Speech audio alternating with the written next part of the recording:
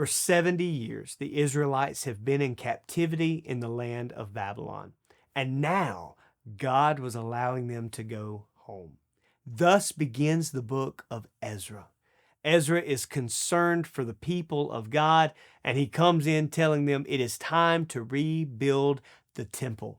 I want you to consider in this wonderful historical book that God is fulfilling the very promise that He gave them even before they went into captivity. He said, after 70 years are completed of your time, you will get to go home.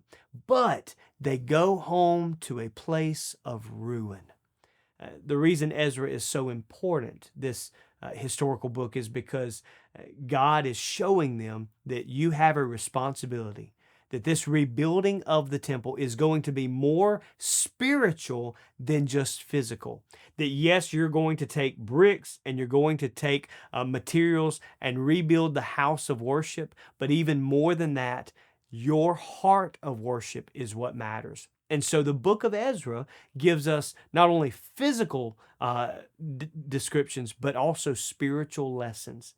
Fast forward hundreds of years later, when Jesus Christ comes and He declares Himself as the temple, that yes, His temple, His body would be killed, but 3 days later, He would rise from the dead. And then fast forward to the New Testament letters, in which Paul would describe our own bodies as the temple of God. The book of Ezra shows us a rebuilding of a temple physically for the people of Israel to meet with God. But ultimately, it points us to the gospel that declares that in Christ, we are being built together as one temple, the very presence of God in our lives.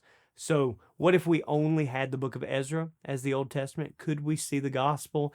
Absolutely. What is it?